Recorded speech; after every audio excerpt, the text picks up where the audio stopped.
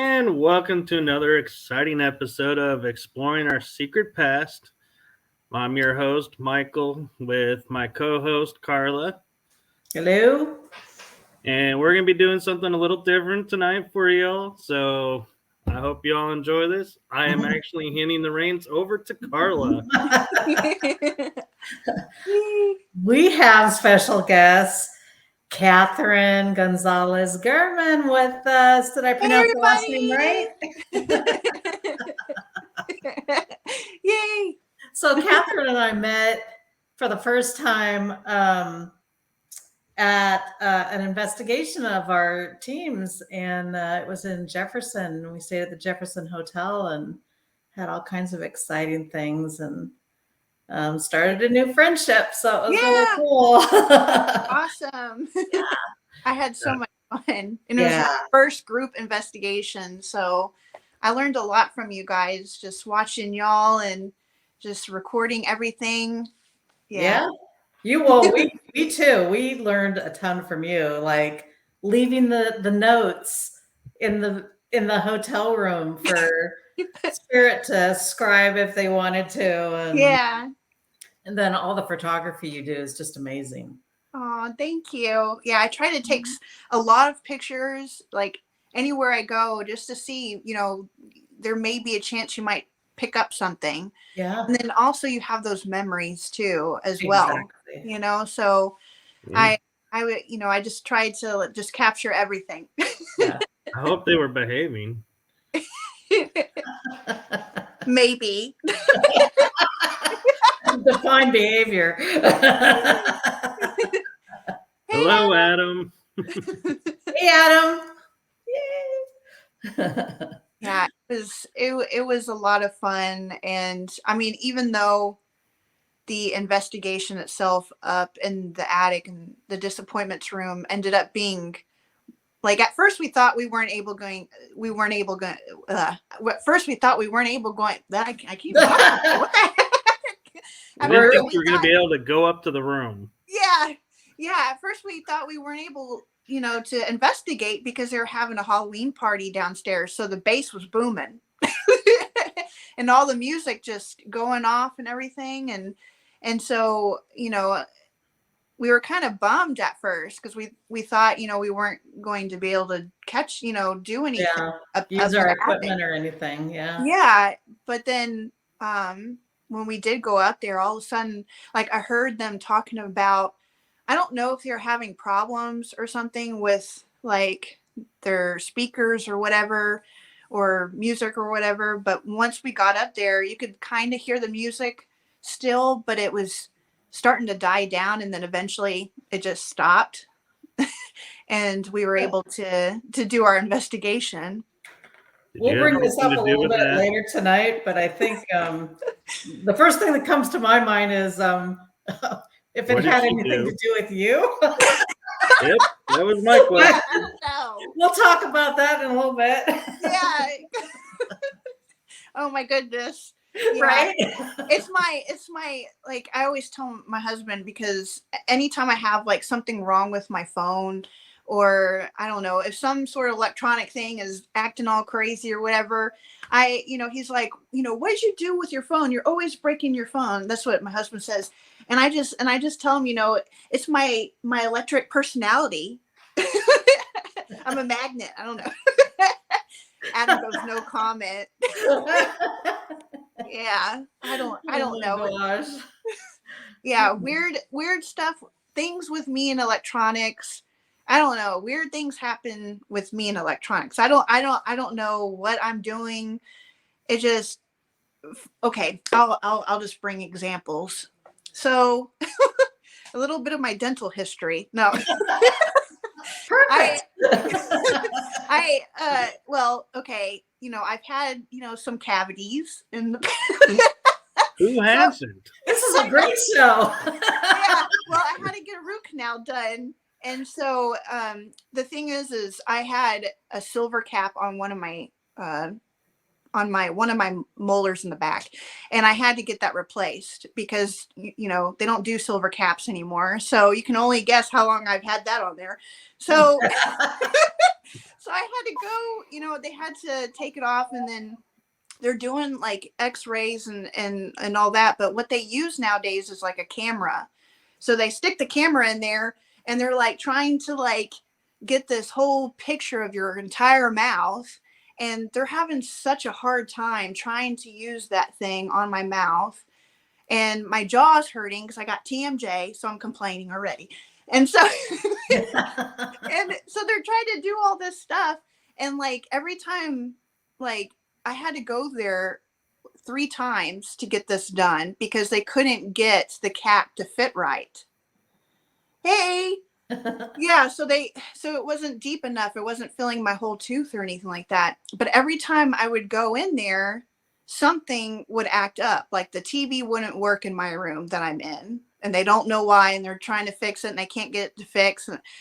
Or like the last day, the 3rd day that I had to go there to try and get refitted and everything, they needed to do some more x-rays. I've had a ton of x-rays. Maybe that's the problem. Yeah. I'm just full of radiation. Okay. So I go there, and they're going to get the x-ray machine out to take some pictures. Well, the x-ray machine is down once I arrived.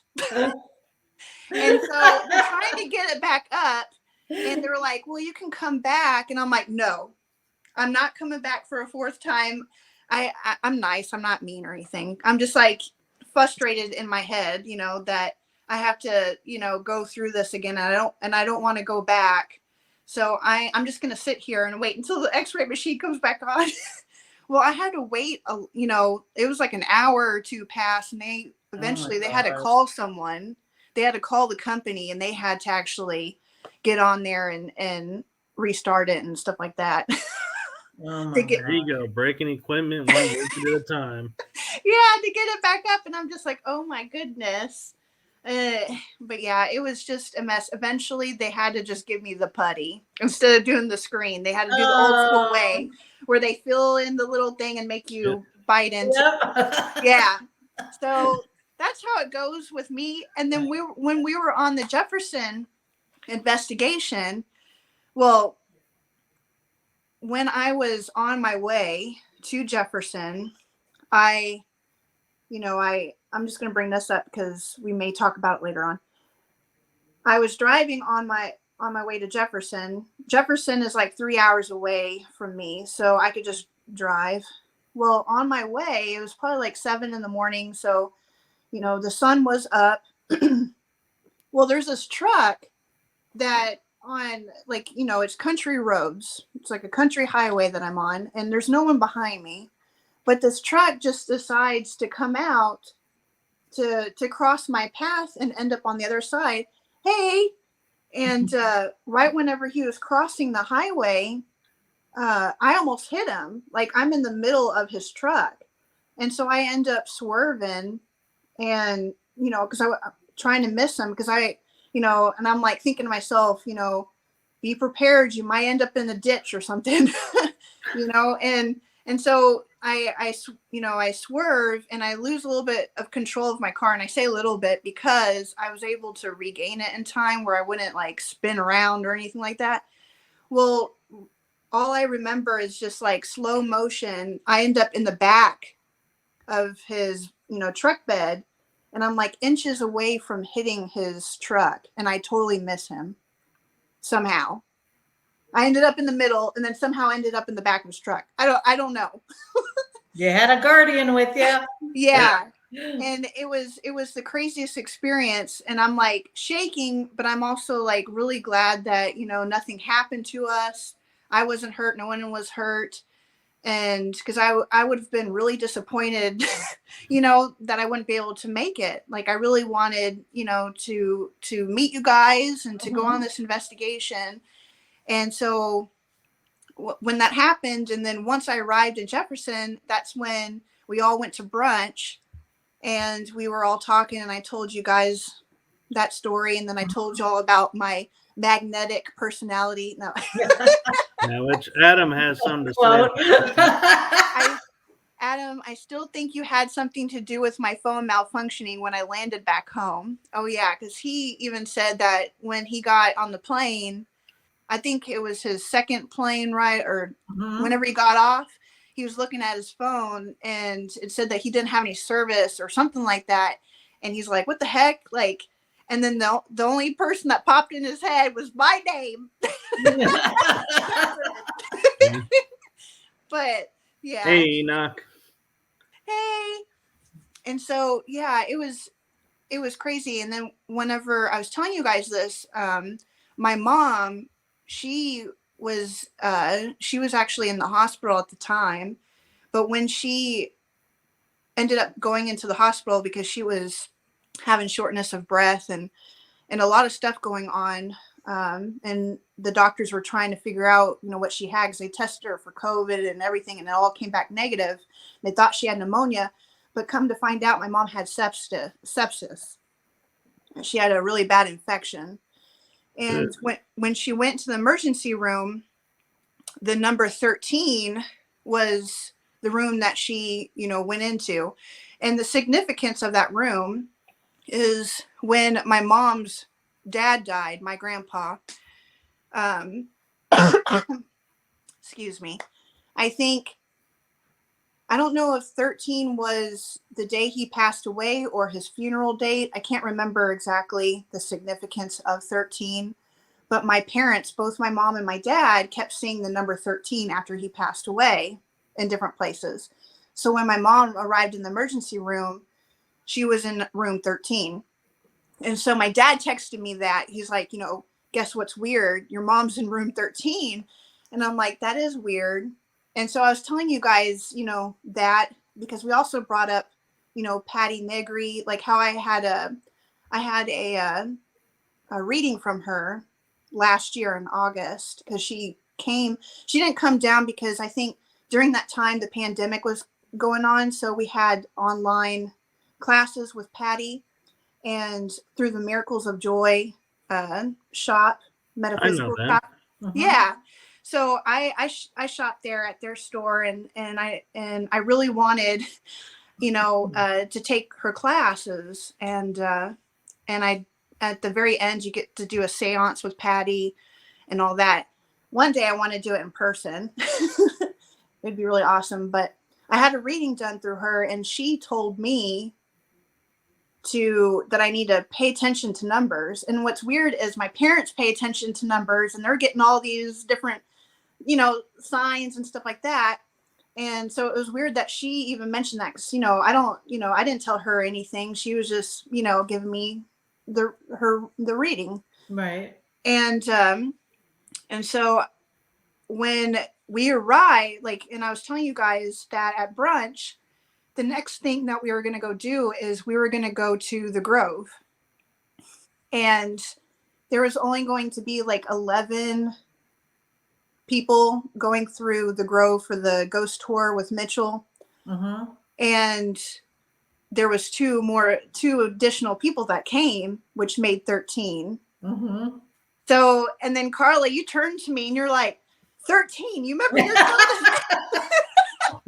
And so it was kind of funny because, I almost got into this car accident, and then here there's 13 people going on this, ghost tour with us, or, 13 in total. It was almost like, it was, my grandpa saying, it's me, I'm here, I'm watching you. Yeah. Yeah, exactly. Yeah. And it's crazy because I've had some crazy experiences with my grandma, my mom's mom, and then now this with my grandpa, my mom's dad. So it's like my grandparents are with me, and which they are, but I've also had some other experiences dealing with that, and I'll talk about that in a little bit later. But that was very crazy. Don't forget to mention the cat you almost kidnapped. Okay. What's up with you kidnapping cats now? I'm not kidnapping no cat. Okay. I'm an animal lover. So I live out in kind of, not really it's kind of the country, kind of the suburbs a little bit. in northeast Texas a little bit. So there's a lot of cow farms and horse farms out here and stuff. And I just love animals. If I had, a farm, that'd be awesome. But it's a lot of work, to raise animals and stuff. But every time I see cows, and they're close to the fence, I roll down my window, I moo at the cows. Yeah. So we saw a cat. We saw two cats, actually. We saw one at the general store. Yeah, the general store. Yeah, and that cat was very friendly. It laid down, and I was able to pet him after he was done eating. And then at the Grove, there was another cat, very friendly, very talkative, very vocal cat. And we were all sitting, and then I see this cat, come across, and I'm like, oh, wait a minute, I'm going to get up and go pet the cat. And so I get up and I go pet the cat, and everyone's just like, watching me and laughing at me. It's like, we lost Catherine. She's after the cats. Yeah. So cats will do that to you. Yeah, I love animals. I've always been a big animal lover, and I don't know, like I don't know. I had some cool experiences, like at the state fair, the Texas State Fair, where they have the little farm animals and stuff. Uh-huh. There was a cow in there that would only want to eat out of my hand. Kids would put their hand in there with the food, and it was the same food, nothing different. But when I put my hand in there, this cow just wanted to feed, get it out of my hand. So I've always, I don't know, I just love animals. Yeah. And I think they can, kind of sense that about people and stuff. But like when we were on the ghost tour in Jefferson. Mm-hmm. So after the Grove tour, and we had that light that went off. He has at the Grove, Mitchell, upstairs, he has like a motion sensor light. And I'm taking pictures of the stairs. And then I stopped taking pictures. And then all of a sudden, the light upstairs, the motion sensor went off. And Mitchell says that it only goes off if somebody's on the stairs. And there's no one on the stairs. We were all downstairs. And we never went up there. Yeah. Yeah. Well, I mean, no one living. Yeah. No one's on the stairs, and so we're all like, that's weird, But then also another thing happened when we went on the actual the Jefferson ghost tour with Jody, and when we got to the Excelsior Hotel, and she was explaining, all the occurrences in there, and talking about how they don't like to talk, the people that own the place, and then the hostess, or Mm-hmm. people, they don't like to talk about how it's haunted or anything like that. They don't like to mention it. And how Steven Spielberg stayed there, because I think that was in some I don't know, movie that he was making. He was looking for areas around the place to make the movie, and then he had some experiences there. And those experiences that he had at the hotel inspired the Poltergeist movie. And I happened to be wearing the Poltergeist t-shirt. And you guys, I had, no idea. I mean, I just happened to wear my Poltergeist t-shirt because it had, ghost on it. Okay. That's the reason why I put it on. But I had no idea that, those events could have inspired Poltergeist. So, and I'm just like, when she was mentioning it, I'm like, oh yeah, I'm wearing it, And then all of a sudden she starts talking about Catherine. Like, I don't know if it was like a ghost. I should have been paying more attention, but I was just thinking, like, sometimes I have like ADHD thoughts, as you can tell. And so it's just going crazy in my head. And then all of a sudden she mentions Catherine, and then the lamp, like, it's nighttime, you guys. So, we're having a ghost tour at night, of course. And so there's a street lamp that's just, that's on. And then all of a sudden she mentions Catherine, and the lamp turns off. And then Jody's like, well, that's weird, And so I'm like, okay. And we're all looking at Catherine. Yes, this isn't part of the show, and so I'm just like, okay, that is weird, and I didn't get any like scary vibes or anything like that. I just felt more like, oh, that was neat. And then when we were moving on to our next location, I turned and I looked at that street lamp before we started walking with the group, and I was just like, well, I guess that street lamp's not going to turn back on. And then all of a sudden the lamp turns on right after I said it. And all I see is Adam's face, and he turns and he looks at me and he's like, You're a freak. yeah. He's like, Oh my gosh. And I'm just like, well, okay. And so we start going on to the next location. It was really funny. And I think whenever we met for brunch earlier that morning, and I was telling you guys about my magnetic self, Magneto over here. Hello. And I think the speaker, y'all mentioned that the speaker sounded like the music or whatever started to get staticky. Yep. Whenever I said that, and I'm like, oh Lord, I don't know. I don't know if it's me. I got an attachment. I don't know. I still think I want to run when Adam went back to his room, when we first came down from the attic, and he went to go put away his equipment, and then all the electrical stuff started messing up in his room, the lights. Yeah, he said that he turned the light off. Oh no, he didn't turn the light off. He had it on. Yeah, he had the light on. And then like when he got into his room, the lights were off, but the light was on. The switch.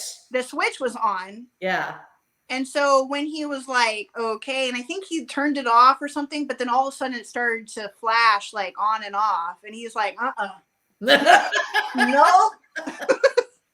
No, I'm going in y'all's room. Like, that's right. Yeah. One big happy family. Yeah. And so, oh my gosh. Crazy stuff. And you said Adam was in the train room, right? Yes. Oh, I was just throwing that out there. So people were like, trying to get the same reaction, know which room to stay in. Oh yeah. Yeah. Sorry. Well, like, in our room, we Terry and I, we were in room 17, and I had no idea that this happened before because I started following Jeremy. Jeremy is the owner of the Historic Jefferson Hotel, and he has a YouTube channel, the Historic Jefferson Hotel YouTube channel.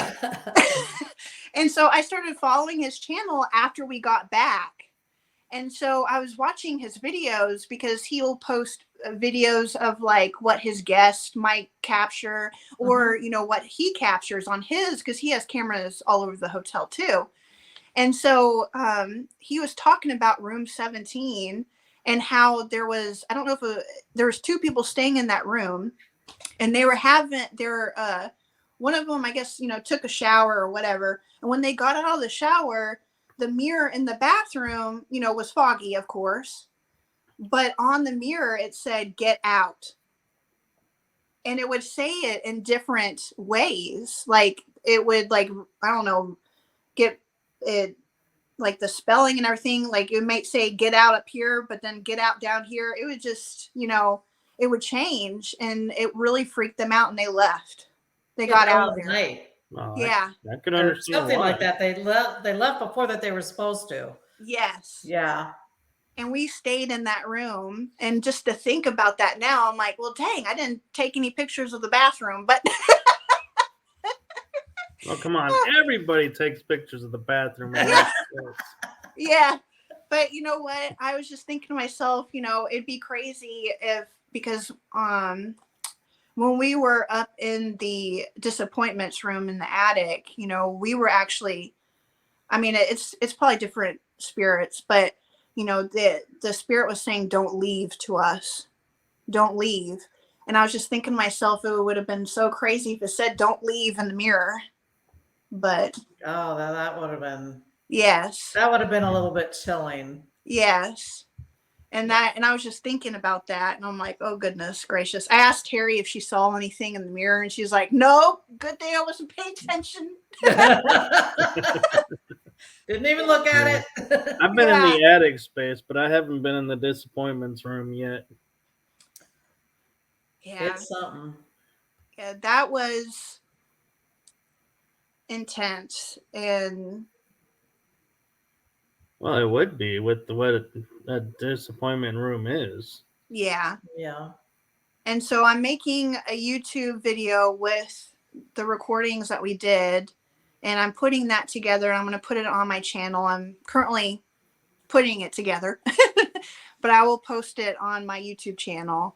KrzyKatherine, KRZY. Yay, listed down below.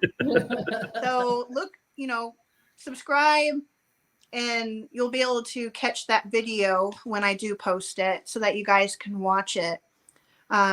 It's very intense, and just a forewarning for everyone, that it is sensitive. Because if you don't know what a disappointments room is, it's where, families it's mostly children that they would put in this room that have disabilities or deformities. They were considered back in the 1800s a disappointment because they weren't, born out of wedlock. Yeah. So, or an embarrassment to the family. Exactly. And I just have a feeling that it's not just people that are deformed or have mental, disabilities. It could be somebody who is like, not necessarily mentally challenged, but I think also like people that have had mental issues, like really severely depressed. I think those people, I think were locked in there too. And these families would just, keep them out of society, just like Cinderella, if you want to picture it like that. Just like Cinderella, how the stepmother didn't want the prince or anyone to know that Cinderella existed. Yeah. So they would keep them locked up. Yeah. Just to clarify, though, even though they were locked up, they were still fed, still given like books or toys. It's just they weren't allowed to go outside. And so I don't want people to get the picture that people are putting their kids up there, starving them to death, and trying to kill them. I don't think we know for sure exactly how they were treated. Yeah. But they were always given food and some entertainment, but yeah, nothing that they could go outside and do. Yeah. And most disappointment rooms didn't even have a window, so they had no idea what the outside world was like. Yeah. And the way this looks, it doesn't look like it had a window. No. I think it was just the roof, like it's open, it's cut open. Like when you go up into the attic, you are stepping on top of the original roof. Right. And then you have the roof that they built over it. So you're kind of hunched down, and you kind of have to like work your way and not hit your head. Yeah. But the disappointments room is at an angle and you'll see the shingles. So you can picture it. If it was sealed, it would have ran all the way across and covered that room. Mm-hmm. And then from room 16 in the bathroom, I guess I've always pictured it like a ladder. I don't know what it looks like. I didn't get to see room 16 or anything. I don't think they have that. I think Jeremy said that there was like a stairwell. There was a stairwell. It was a stairwell, but he moved them to another location. Oh. And that's why that room's configuration is not like the other rooms. Oh, okay. I didn't even see what room 16 looks like. And so I didn't go in it either. Yeah, so they would access it from there, because I know that he filled in the little opening that was inside the disappointments room, because it's just wood now. Yeah. So you can't access it from that room to get up there. Right. And when we were there, Kellen, fellow investigator, we were up there with Chris and Mike from the Wraith Chasers in Tennessee.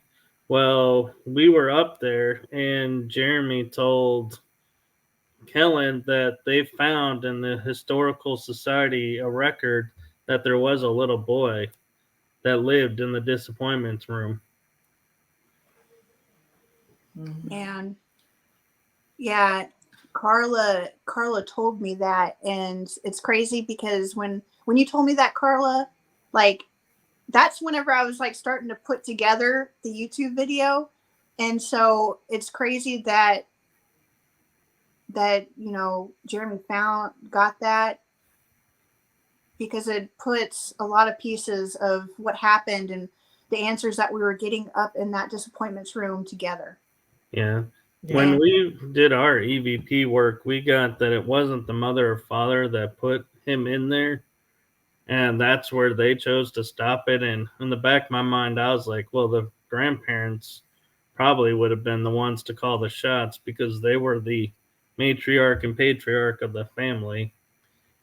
And that kind of confirms Yeah. the EVP work that we had as far as, or the Ovilus work, as well as the Estes that we had of, you know, an older grandfather type. Yeah. And I mean, who knows, the grandfather or grandparents could have been an elite status in the community, and the family all lived together, and they just weren't going to have it known that He could have been born out of wedlock, or he could have been slow or an embarrassment to the family. And so there's a number of reasons that the child could have been up there. Yeah. Yeah. But see, this is why we do Para-Unity, is we all get together and we can compile our evidence and create a story and and understand it. Yeah. It really makes me want to, I mean, I'm going to start documenting the bits and pieces, because I want to know more. It just makes you want to know more. Yeah, me too. Oh, yeah. Figure out what happened, you know. Yeah. So let's talk about you, Missy. Yeah. We're like a half hour into the show. How did you get involved in the paranormal? I mean, you talked about your grandmother and like, talk about all that. Okay. Well, my grandma, she's always been big into the paranormal and scary movies and all that. So guess what? She passed it on to me. Perfect. I'm glad she did. Yeah. So, you know, I would always go over to my grandma's house on the weekends and spend the night, and we would watch scary movies together. And, you know, it's probably not the best, you know, to start you off at, you know, being 5, 6 years old watching scary movies, because they'll end up looking like meat. No, just kidding.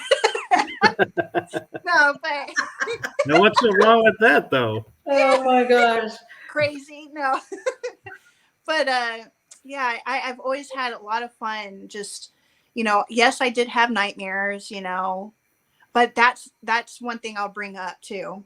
So my first scary movie, like my grandma's always been big into that, and just to let you guys know, yes, I was a bad girl. I played with a Ouija board with my grandma. That's it. We're done. I know. That's it. We got to cut you off. Yeah. Thanks for coming, y'all. Yeah. So, no, that was whenever I was a teenager, young kid, and my grandma had one. She ended up getting rid of it, but yeah, like we would watch. You know, she even gave me her tarot card deck. So I have a tarot card deck that she gave. Really? Red or white? Oh my It has a gosh. book. Where did I put that? I thought I had it over. Oh, it's somewhere, somewhere around here. But it has Wow. its own little, introduction book, how to, do the cards and everything. And I, and like I said, I know, whack my hand. Luckily, nothing happened when we did you know, the Bored. Ouija board, That you opening know up of. doors, Yeah. letting everybody in. Yeah. Yeah, I mean, I realize that now because they make these boards, and of course the board itself is not going to do anything. It's your intentions that opens up these portals and stuff when you're playing with these boards. So it's dangerous because it's not just your grandparents or whoever is close to you that passed. It's like, it's almost like, if you ever watch Hocus Pocus, and when Winifred says, book, and then the big old light shines, it's kind of like, a big old, open door welcome sign, and then everybody can come on in, kind of thing. So you got to be careful when you are using these, and really you shouldn't use Ouija boards. Right. Yeah. Yeah. So, because like I said, you can bring anybody and everybody in, because your family and close friends that have passed away are always going to be close to you. I was just listening to Matt Frazier, and he was Mhm. talking about Ouija boards, and I was just listening to him yesterday, and he mentions, don't use Ouija boards, because he said, like, it's like leaving your front door open, and unlocked. Everybody, even if there's like a bad spirit just walking, around here, then they could just come right in, So, but your family and your friends are always tied to you, so you can always, you know, contact them in other ways, and I've done that, and I'll Yeah. explain. I'll explain that. But so yeah, Ouija boards are not the best, so I'm gonna throw that out there. Don't use Ouija board. You heard it here. Good Crazy advice. Catherine. Do not use Ouija boards. Yeah. So I'm lucky that nothing bad has happened, you know, um, but I do think it did. There probably is a door open, because I don't remember exactly how it went. I don't know if we even, I just have a feeling like, even if you say goodbye and all that on the Ouija board, I don't know if it really does close. And so my grandma's had some weird stuff at her house happen. Like, she has knickknacks that play music and all that stuff, really old knickknacks that she has Mhm. up in her house. And sometimes the knickknacks will just start playing music. And you have to like tilt the knickknack, and stuff like Right. that kind of thing, to make it go off. Well, sometimes knickknacks will go off. And my grandma's also seen in her bedroom, she uh, she was like walking down the hallway. She has a Fox and Jacob home, so it's like they were built in the 70s, Mhm. and she's the first owner of her house. So no one else has owned her house, but she was walking to her bedroom, and when she got to her bedroom, she looked up. She saw a Native American guy sitting on a chair, just looking up at her. But the chair was a ghost chair. It wasn't there. So he's just sitting there, and he looks up at her. And so she turns. She's like, oh, And then when she turns back, he's gone. Wow. So stuff like that has happened. My grandma's always been interested in that. And so, she passed that curiosity on to me, what happens, and, what happens to us, that we don't necessarily, die and that's it. Right. So it's always been fascinating to me. And of course, I've loved scary movies because of my grandma. I so I have like, I do a bunch of like mystery unboxings on my YouTube channel. So I have like autograph mask for Michael Myers and Jason, you know, Kane Hodder. I got his signed mask. I got butcher knife that's signed by the child that played Michael Myers. I have a machete that's signed by one of the Jason. Oh my gosh. So I have a bunch of stuff going on in my room. Note to self: do not go into her room. Yeah, no kidding. Flying objects. It's 24/7 Halloween in my office. And and my husband got me this well, it's a print, but it's a painting done from Bram Stoker's Dracula. I love that movie. Yeah. Yeah, that's a good one. Yeah.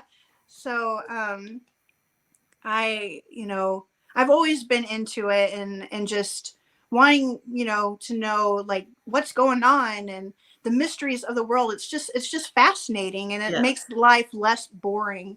Right. And so I got an interesting question for you, since you brought up Bram Stoker's Dracula and your love of horror movies. Who's your favorite Dracula? Oh my goodness. My favorite. And I'm talking, you can go back to the Bela Lugosi days to current. Yeah. Man, oh man. Well,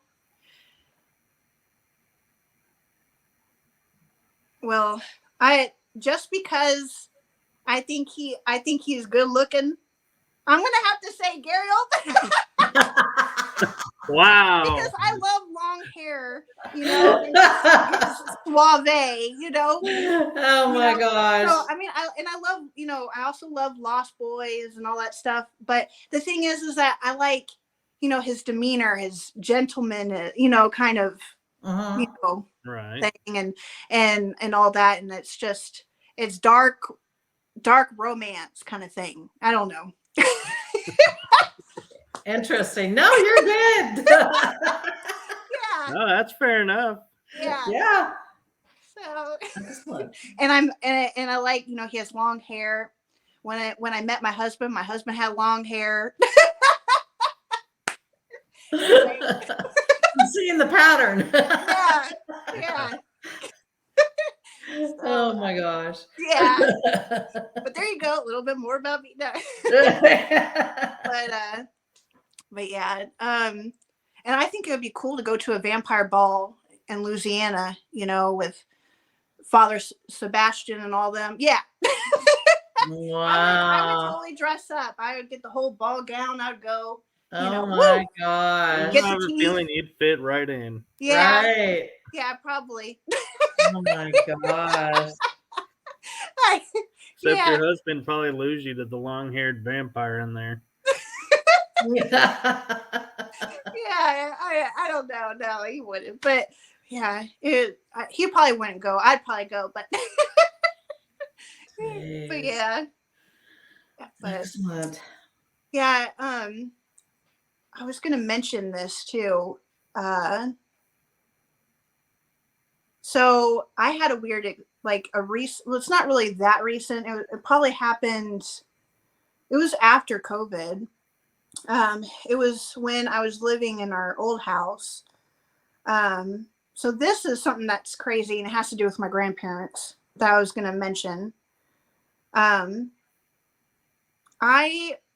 So you guys wouldn't have guessed, but when I was younger, I was diagnosed with depression. And so there's times, when like things will hit me, I'll start, I don't know,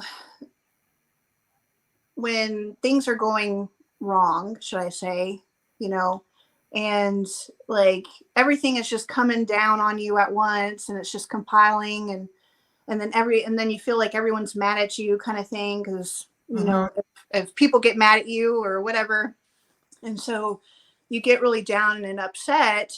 And so I remember I went to bed early, or I was going to go to bed early, but I was just sitting on my bed and I was crying. I was really upset and really feeling down. And I was just, you know, talking out loud of how I felt, you know, and what I was going through. And then this may seem kind of, I don't know, I judge myself. So this may seem kind of goofy. I don't know. But I was just kind of like calling out to, you know, my family who has passed, like my grandma and my grandpa. And I was just, you know, talking out loud to them and just telling them like how I felt and, you know, what I was going through. And, you know, because sometimes, like, you know, there's times where you may feel like you're a burden on other people. And, you know, it's just really down in the dumps. Well, you know, after that, after I just, you know, released and just, you know, said everything out loud, hey, um, I ended up, you know, going to sleep. So I laid down and I went to sleep. Well, that was during the weekday. Well, I believe it was not that weekend. It could have been the following weekend. But on like some Saturdays, I'll go to, you know, brunch with my mom. We'll go out and eat breakfast and stuff. And one of those Saturdays, I was picking up my mom and we went to go eat breakfast. And my mom, we were sitting there eating and talking. And my mom said that she caught like orbs on her Ring doorbell camera, like just going around the front door. And she posted it on the Nextdoor app where, you know, folks can post their videos or, you know, things that are going on around their neighborhood. Well, my mom posts that video. It was either my mom or dad. Post that video of those weird orbs just, you know, popping up everywhere. And you know, she's probably saying like, you know, hey, everybody, like, have you seen this before? Like, check this out. It looks like, you know, orbs. And then she gets a message from this lady, and she just a, you know, a personal message, not a comment on the video. This lady messages my mom and she goes, you know, I have to tell you something. They won't leave me alone. I have to tell you. And my mom's like, okay, you know, what's going on? And she said that there's this lady and she has like dark brown hair and she like has a message for you. She's like, you know, if I don't tell you, they won't let me sleep, is what she told my mom. Yeah. And she goes, you know, I want to tell you this, that, you know, everything is going to be okay. Whatever you're going through, it's going to pass. It'll be okay, you know. And so my mom's like, okay, you know, thanks, you know. And my mom's sitting there thinking, you know, it sounds like my mom, you know. And so my mom's like, okay, you know, thank you, you know. And so my mom's sitting here telling me this at breakfast, you know, that she got these orbs and that she got this message that everything's going to be okay, you know. And my mom's like, I told her, okay, you know, and she's like, I don't know what, you know, what I didn't, you know, I wasn't feeling a certain type of way or anything or down. So I don't really know what that was about. And then I look at my mom and I'm like, Mom, that wasn't for you. That was for me. Oh. And Oh I'm my like, gosh. and I'm like, Mom, and I tell my mom what happened. So I told her, you know, just a couple days ago, I was really upset. And I was sitting up on my bed and I was just, you know, talking out loud to like grandma, grandpa, and my other grandpa, my dad's dad, and just, you know, talking out loud and, you know, just trying to get my feelings out because I felt alone, you know? And so, and I was just really depressed and I was telling my mom that, and my mom was like, oh my God. and so it was just the craziest thing. So like my mom messages the lady back and she goes, well, thank you so much. That was actually for my daughter, not me, you know? Oh my gosh. Yeah. And she's like, oh, you're welcome. She's like, I really had to tell you because they were really adamant and they were, you know, they won't let me go to sleep. So it was just, it was the craziest things. My mom had no, idea. She didn't know this lady. The lady didn't know my mom or anything. And it was like, my grandma was at the front door, like trying to get my mom's attention, and she knew that Wow. my mom would probably end up posting that Ring doorbell thing. 'Cause my parents do that when they see like weird things happening in the neighborhood or something, or, Sure. Right. and so, yeah. So like when my mom told me that, that was just, it was like confirming that, they were listening to me, Yeah. that they were there, and that it would be okay. And so that, that even makes me want to like investigate more and look Yep. more into the paranormal. And I also had one of those, I went to Miracles of Joy, and I had one of those aura readings done. And when they were giving me my reading, they said that like my grandma was standing behind me, kind of thing. Aw. And so yeah, it was just really, really crazy. That's That an was the amazing coolest. story. Oh Yeah. my gosh. I argue with Adam. Wow. Yeah. Yeah. Yeah. So I'm always going to remember that, for the rest of my Absolutely. life. And Yeah. yeah. And Gosh. it's almost like, things that have happened to me, like, it's like, I don't know if it's my grandparents pushing me into the right direction, into those directions, but like things come to me and I'm just like, wow, like, how'd this happen? Like good things. Yeah. Yeah. And like, I, one of the things that, I don't know, it's just crazy. Like I believe in like kind of like the law of attraction, like putting like what you want out there, Uh-huh. and just seeing what happens. And Yep. so like I really wanted this house that we're currently in. And the house that we were living in before had like foundation problems and all that. It was an older home. It was a Fox and Jacob home as well. It was the Flair floor plan, if anybody Uh-huh. wants to know. And so I really like, we missed having a new home and not having to deal with foundation stuff yet. Yeah. Because Those we're in are a pain in the. Texas. Yeah, I Yeah. know from experience. Those are a pain. Yes, because like it was just crazy with their home. Like every year, it seemed like we had a warranty, foundation warranty, but we had to have them come out and like lift her house up, Oh, geez. and it was just getting like too much for us. And like Glenn, my husband's dad, would always come over and fix things around the house, patch it up, and all the other stuff, constantly outside working. And it was just getting too much for us. And I was afraid because we were on a waiting list, because nowadays it's really hard to get a home. Uh-huh. Like, well, now it may be a little bit easier, but back whenever it's almost been a year since we've been in this house. But so like last year, you were put on a waiting list, and at least for the development that we were in, Uh-huh. in order to move up in that waiting list, you had to pre-qualify for a loan and all that stuff. And normally, like when we first built our very first home, you didn't have to do that. You can just, go there, check it out, and if you want it, here, put Sign down the contract $1,000. and You got yeah. it. Yeah. Yeah. But no, like this, you were put on a waiting list, and then you had like, if you want a specific floor plan, they only had like so many, and you got to be lucky to be called, because your floor plan may not be available by the time they get to you. Right.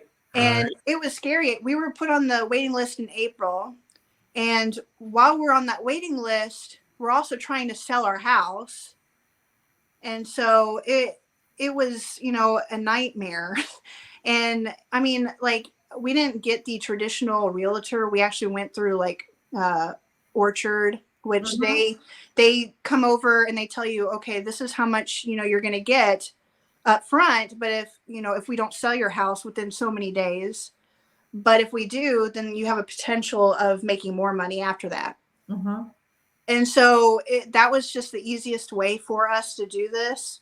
And so we ended up, like, I was using a pendulum board with yes or no. Mm-hmm. And with pendulums, they're safer than using Ouija boards because they're using your own spirit.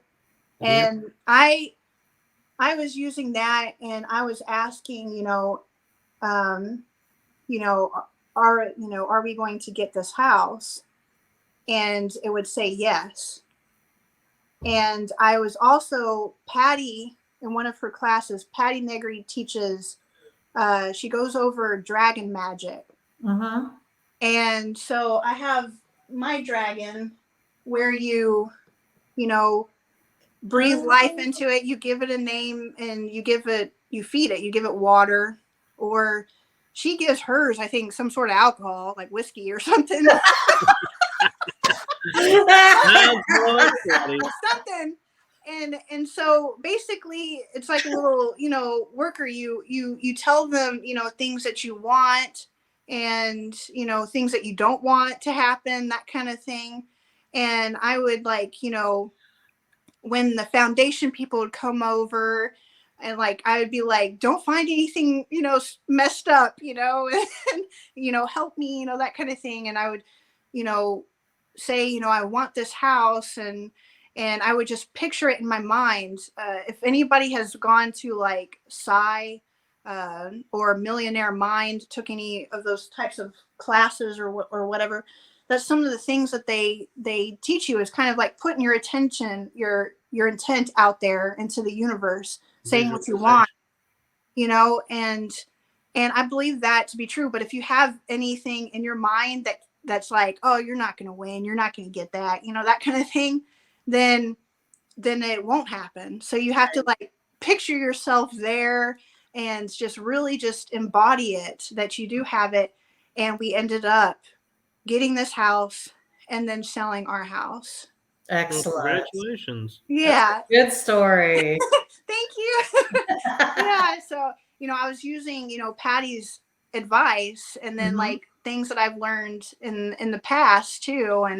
And so I'm just like, yeah, like, it all kind of makes sense how all this, comes together, kind of thing. And yeah. So, yeah.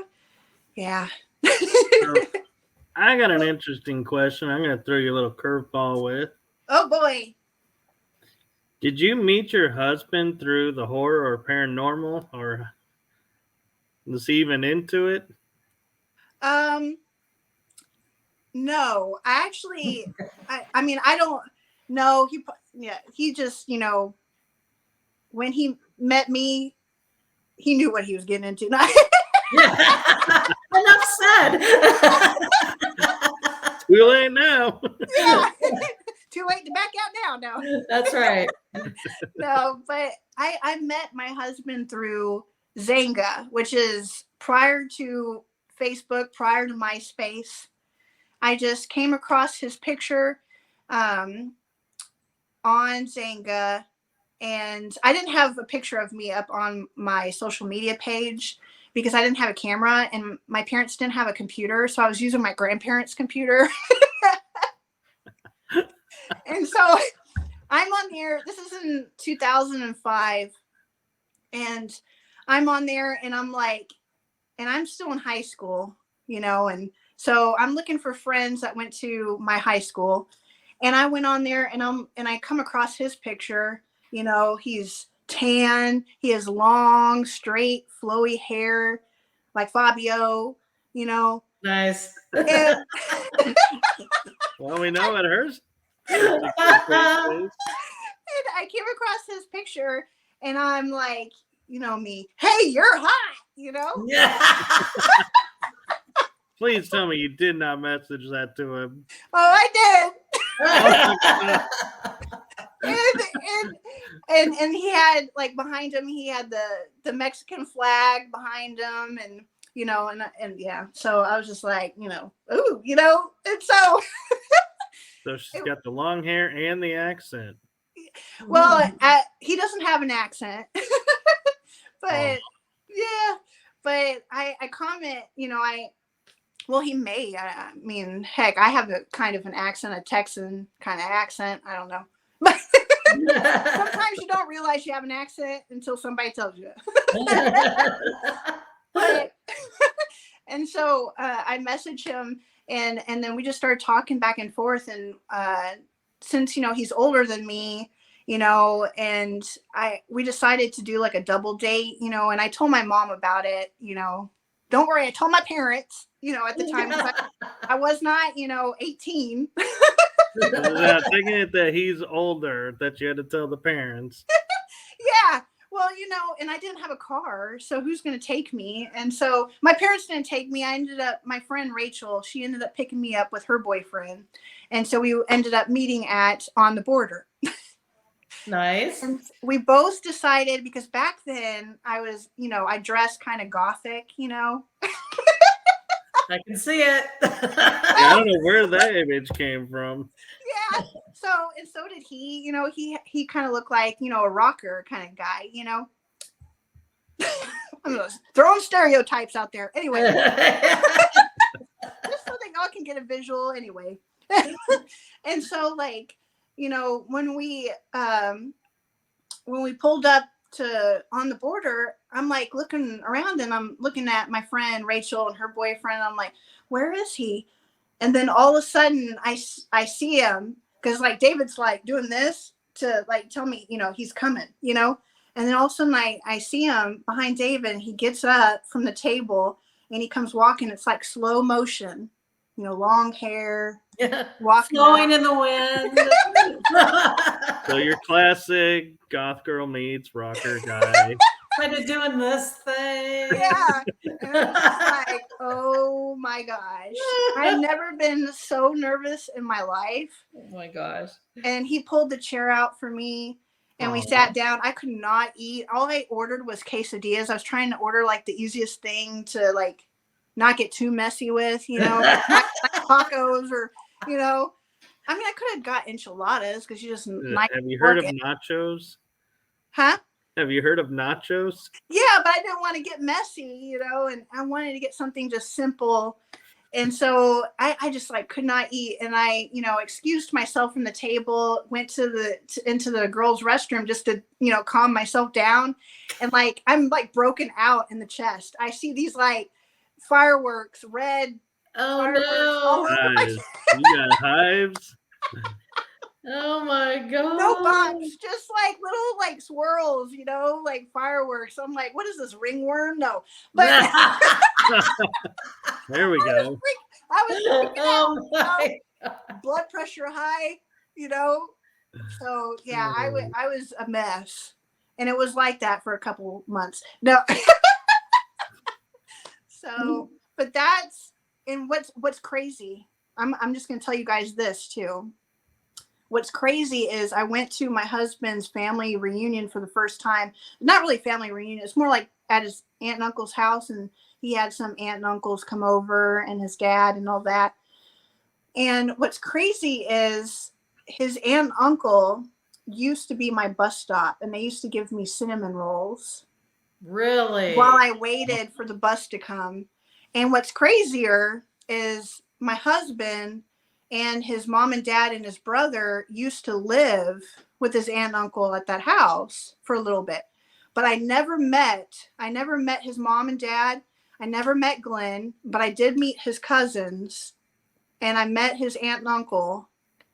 I seen Eric around, but I never talked to him, but I talked to his cousins and his aunt and uncle, of course, because they would, give us cinnamon rolls while we waited for the bus to come. But it's it wasn't my time to meet him yet, thank goodness, because I was a little terror. But yeah. But and so, I mean, it was crazy, because we started talking about that, and they're like, oh, you remember this person? You remember this person? And it was just crazy. It was it wasn't my time to meet him. So how did you get him pulled into the paranormal? Or is he pulled in? Well, we watch a lot of, paranormal shows like Ghost Adventures and all that stuff. He's always been, he likes those shows and interested in that. And he thinks it would be cool to, investigate that kind of thing. He's just not big into he's kind of introverted. So he doesn't really talk, he doesn't really want to go on talk shows and stuff like that. I'm more the crazy one. Really? Didn't see that one coming. I am so surprised. Yeah. So, but he, he's interested in being a part of it. And he was telling me that he wants to get this camera, the kind that, you see on ghost shows, and it has a big old mic and stuff. And then you can also see in the dark, that kind of thing. Yeah. He was looking online at prices and stuff, wanting to get one that was nice, but yes, they're over $1,000, He can be our camera guy. I can tell you don't need a shoulder mount one, but if he wants to do it, go for it. Yeah, he was talking about that he could just record us doing our thing kind of thing and just record everything. I'm like, okay, that would be cool. Yeah. Yeah. So I'm like, then you can kind of just go around and do your own thing and not have to worry about all the gizmos and gadgets. Yeah. But I don't know. I don't know how. I guess maybe I kind of got him into all that because I don't think he really watched those shows before, I met him, kind of thing. He just kind of I don't know, just like coffee. He used to not drink coffee. And then now he drinks coffee all, every morning like me. You're a paranormal influencer. Yeah. It just kind of it just, spread like a disease. I'm just a disease. But Wow, way to make our field seem Did really you talk cool. to him about the Jefferson experiences? Yes, I did. And I told him, what Jeremy found and all that, what you told me and what Michael just said. Yeah. I told him that and he was like, wow, There's one more puzzle piece. Yes. Puzzle pieces. And that, I mean, it's a sad situation, but it's also very interesting, and not to sound like disrespectful or anything, but it is fascinating. Yes. Yeah. Yeah. So, just a note to everybody out there: if you want to be a paranormal investigator, you better like puzzles. Yes, and I definitely do. I feel but I'm kind of being an investigator. Kind of, I mean, I kind of do that in my job. Even before, because I used to be an auditor. Oh boy! Me auditing your work. Nice. Great. This is just getting better and better. Yeah, so I felt like I was putting on an investigator hat and investigating, claims that I would review, and figuring out, what happened and and just seeing if you're paying the claim right and all that stuff. It was kind of like you're just investigating. I mean, you do it, you do it in other ways.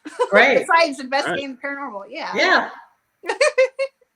Same steps that you go through.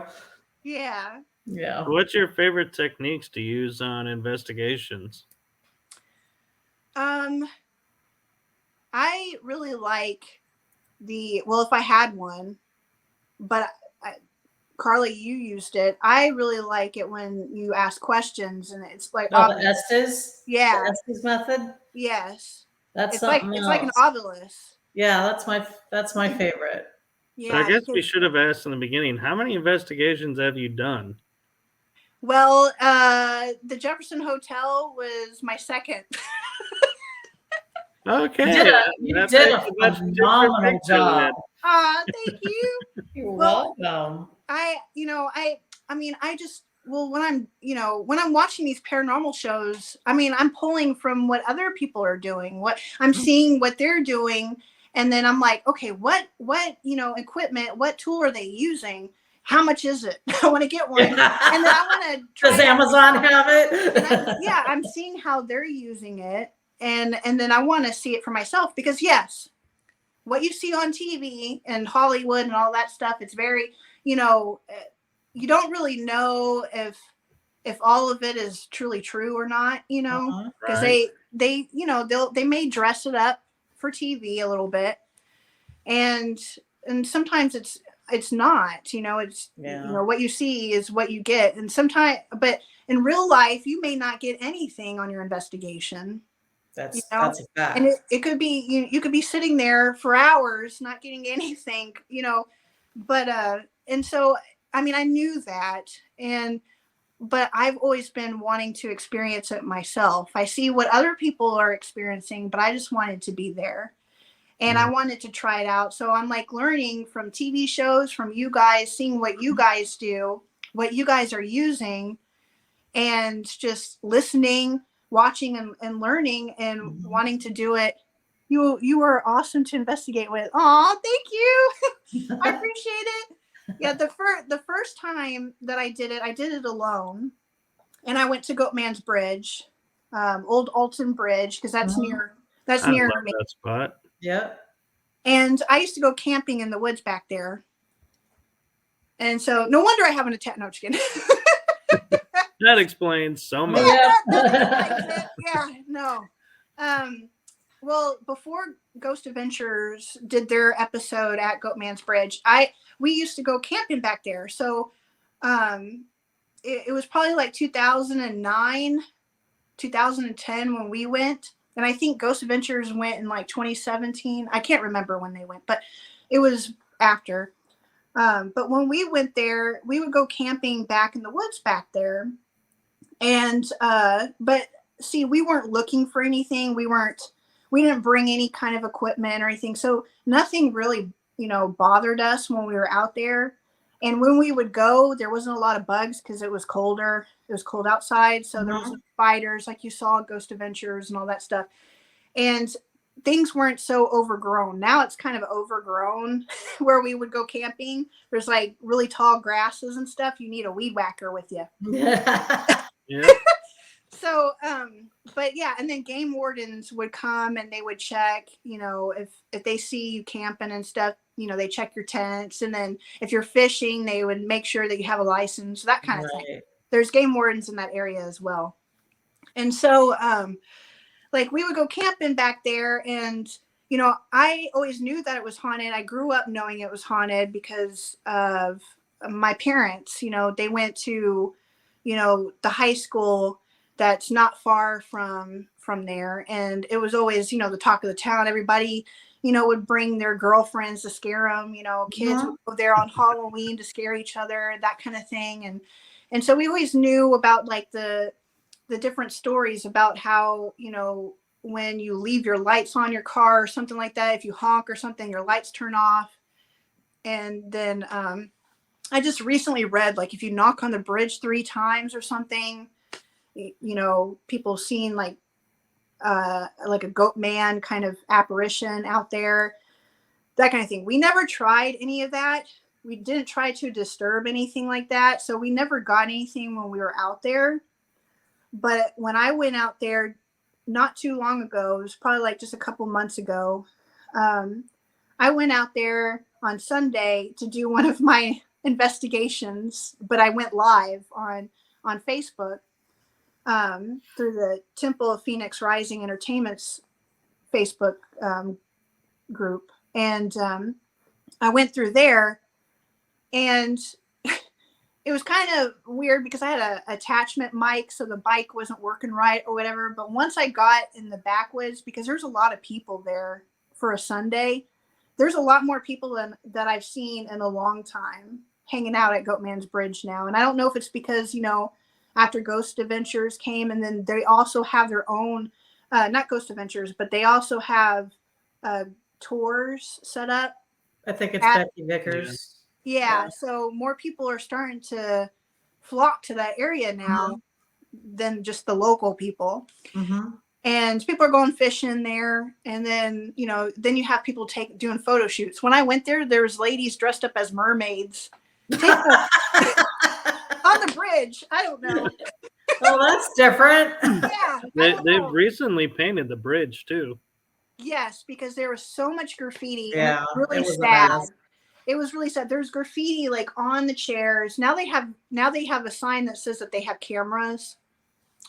But yeah, it was just really crazy. Like when we went camping back there, there was no graffiti on the bridge or anything like that a long time ago. But now there's just so much graffiti, and then they paint it, but there's still graffiti on one of like through the trails.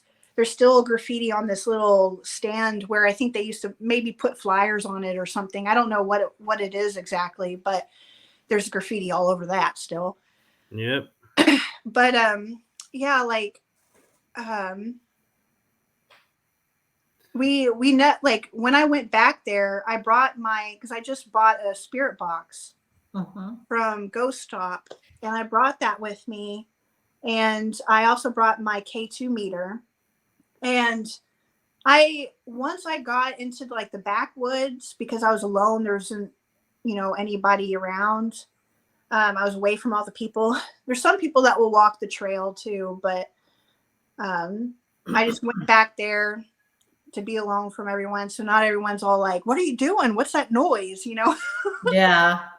And so I had my K2 meter out, and I was asking questions, and it just started going crazy, and I would turn all the way around, and it was just lighting up like crazy, just Really? yeah, it was just crazy. I was just spinning around, and I'm like, what is going on? There shouldn't be like anything over in this area, it's just trees. And so, and then all of a sudden it just stops, and nothing goes on my K2 meter. So I bring out my spirit box, and I started asking questions, and I put it on the AM channel because FM is just too convoluted. And there's too much stuff on the FM. Yeah, so I put it on AM, and I just had it scan through that, and I was asking questions, and I was getting responses. Like I asked what its name was, and it said Brian. And then I asked, are you, human? And it said, I think it said it's complicated or something like that. It was some really crazy, responses that I got from that. And that was my first investigation before I met you guys. Yeah. Yeah. I'm so glad. So I can tell you on Goatman's Bridge, I was there one night with an investigator named Lauren and an investigator that Carla met named Tim. And somebody fired a shot off into the air. And at that, like literally just like a few seconds after that, we had a shadow figure just bum rush right through us away from the bridge. And it was like, yeah, that was one of the first times I ever had a spirit actually running from a location through me. And That's we all were like, wow, back, and we were like, whoa, what just happened? Yeah. Gosh. That's nuts. That's crazy. And do you, well, I don't even know. Like, do you know where that sound came from, or? The shot came from the bridge because there used to be an urban legend that if you fire a shot, it calls up the goatman. I had never heard the 3 knocks, but yeah, they were like, somebody fired a shot off, and I was like, man. And then the 4 or 5 other times I was there, nobody did the shot, and I was like, I never had a shadow like rush me, but interesting. I'd see things in the water or in the woods. Jeez. Wow. That's crazy. Yeah, I never heard of the 3 knocks either until I read an article that was posted saying, some of the urban legends, like what you do, that kind of thing. But I didn't know that about the shot. And that's kind of interesting because the whole urban legend behind that is regarding the KKK. Right. And I wonder, if they were the ones that did the shot, and who was running was, I forget his name. I think it's William. But his nickname was the Goat Man because he had his own little goat farm. Goat farm where you'd sell cheeses and hides and all that stuff. And they didn't like him being successful, trying to, Right. provide for his family and stuff. And so yeah, Yeah, some of the stories say they hung him from the bridge, yeah, and then there's other stories of they held him down while they killed his family because he had a wife and a son, I believe. And then they went and tortured him. And then there's others that say, yeah, he was hung from the bridge, but then when the KKK turned around, he was gone.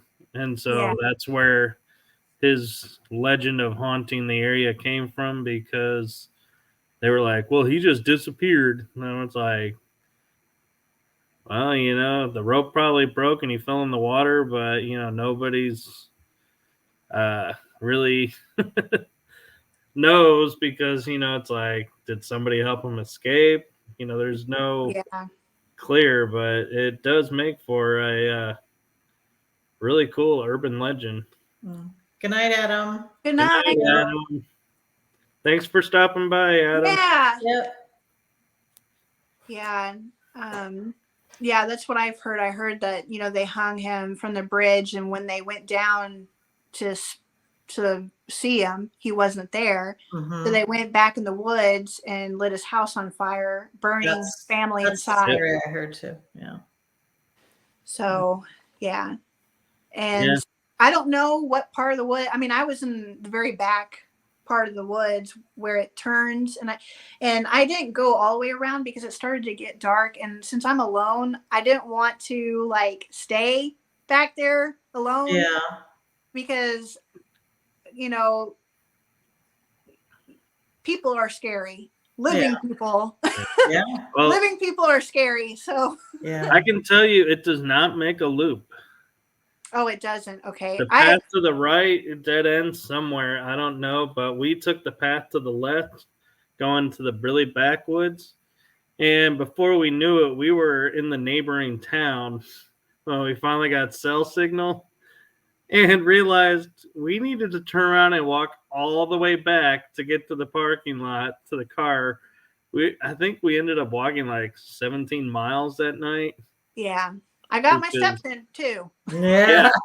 You'll get your steps in at Goatman's. Yes, definitely. I didn't know if it did that because even back then, like we would go in the back because there used to be a creek, and we would go and try and fish back there or whatever instead of going where the bridge. Right. And so I don't remember, like I didn't go all the way around because I didn't know if it went all the way around. I just came because I took the path to the left too. Yeah, we went to where the fence was, walking Yes. parallel to the path, and we were like, okay. And we finally were like, shouldn't we be turning back towards what's going on? And we were like, oh my God, we're almost in the neighboring town. Yeah. Yeah. And It's probably just as well that you don't investigate by yourself. It's just never a good idea. Yeah. And it was, I went because, there's a lot of people there that, were mostly walking the trail and stuff, and it was daytime. Yeah. It wasn't at night, but I wanted to get back to my car before it started to get dark because I knew it was going to start to get dark soon. So, I started walking back, but it was a long way back. And I noticed that like there's roots growing. So you got to be careful when you step.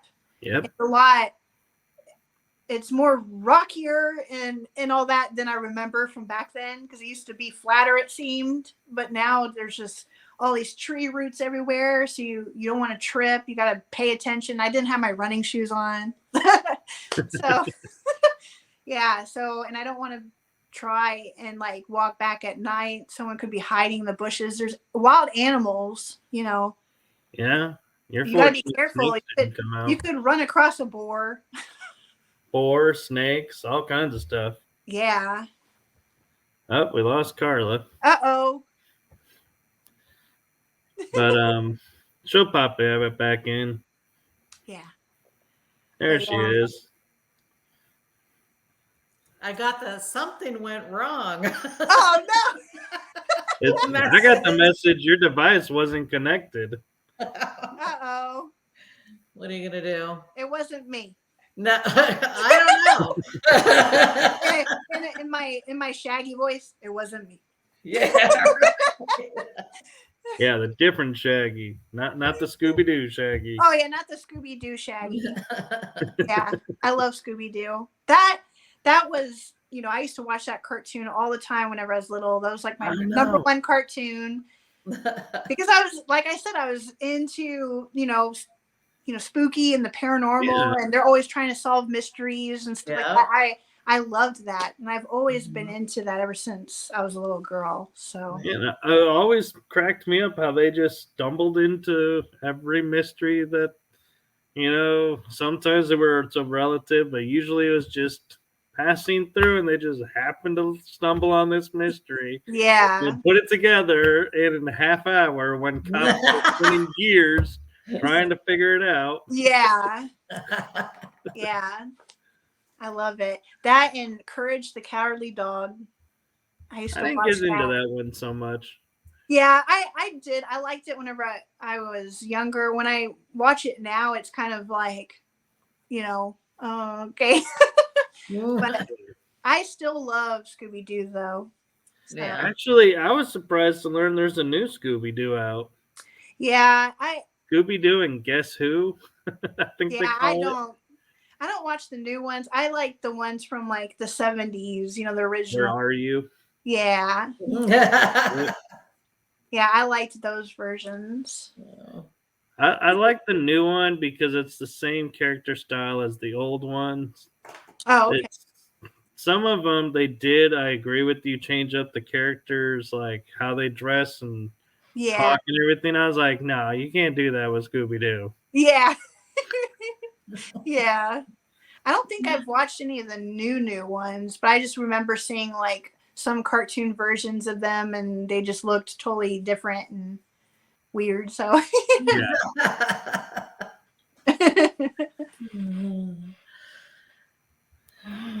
So, what's on your bucket list of paranormal horror locations to go to? Well, I do want to.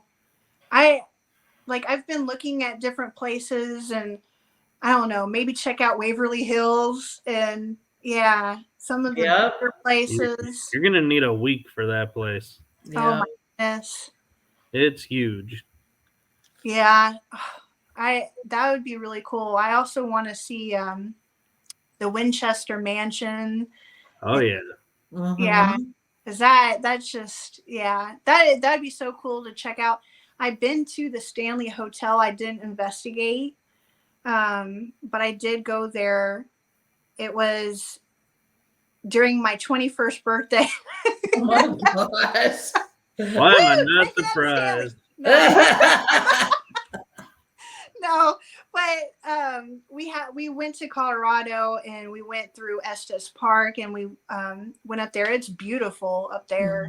And I want to stay there, spend the night, and do their little ghost tour that they have. I think that would be really cool to check out. I know my friends stayed there before, and definitely want to go there. Especially inspired The Shining. There's a few team members that have already said that was on their bucket list. Yeah. On mine.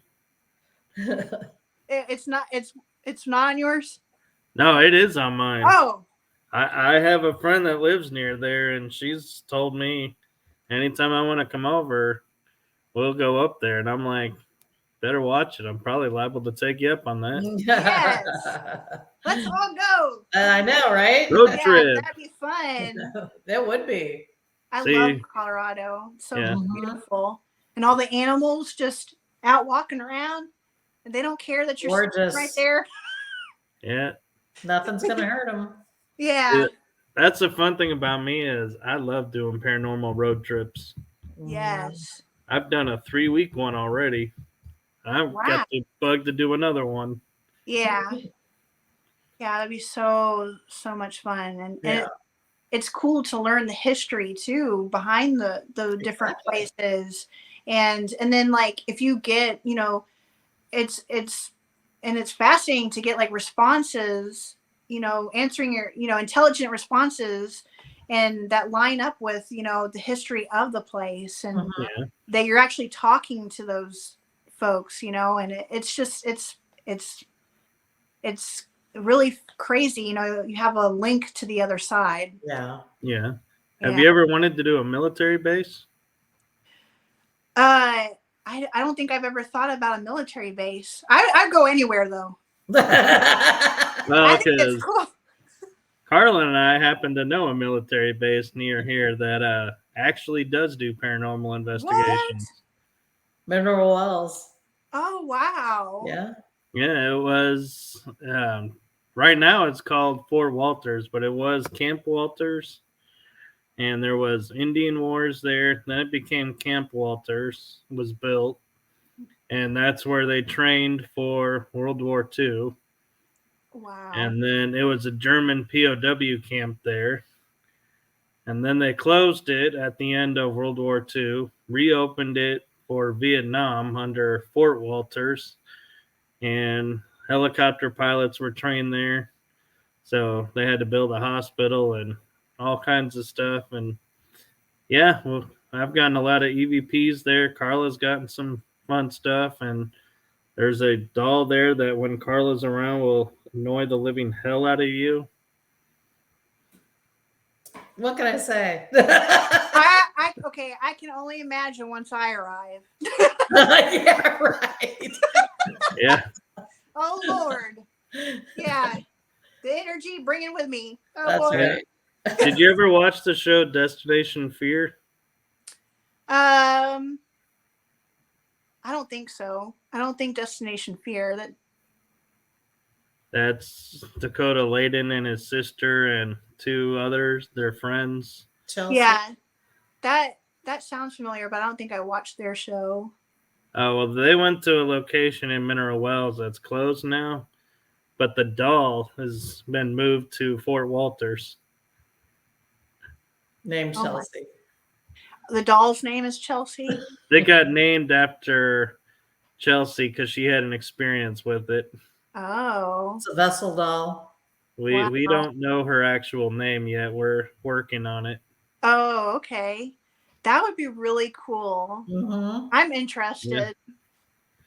So yeah, we're Anytime. yeah. Yeah, We can go up there anytime. that's awesome. Yeah. Yeah, I want to check that out then. Yeah.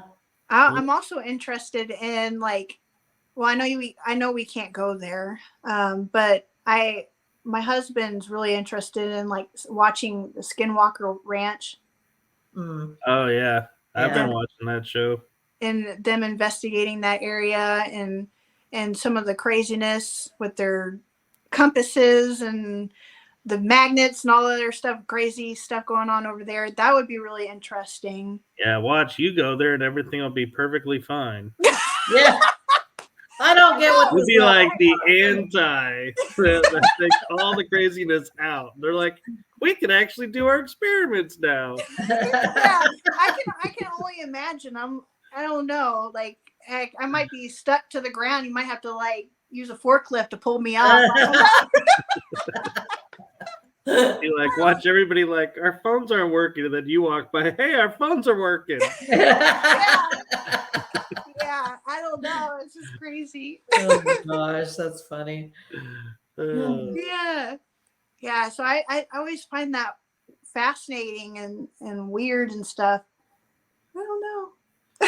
It's nice to, at least for me, I find that I like to at least get some basics of the history of a location before I go, so I at least have some groundwork on how to communicate. Yeah. You know, I don't need to know about the paranormal stuff that happens, but I want to know just some basics so I know What questions to ask? what to ask and Yeah. all that. Yeah, Yeah, for sure. oh definitely. yeah. So, do you have any upcoming events or investigations you want to promote? Well, just currently we're going to Miss Molly's in Fort Worth in December. So that's what I have currently. December 17th. Yeah. It's going to be fun. I'm going to be taking lots of pictures, lots of videos, just like last time. It'll be all decked out for Christmas. And Yeah. it'll be a lot of fun. This time of year is my favorite time of year. Yeah, same. Oh, yeah. I love it. And it's sad when it's gone. So this is just perfect timing. Yep. And I'll actually be there. Yay! So we'll actually get to meet and investigate together. Yeah. Yay! I'm excited. Yeah, Michael's a really good investigator. My husband. Michael's a really good investigator. You'll learn a lot. Awesome. I can't wait. I'll pay you later for that compliment. You know my Venmo. Yep. Just kidding. No, I appreciate it. And then Carla's really good too. Yes. Thank you very much. Yes, you are.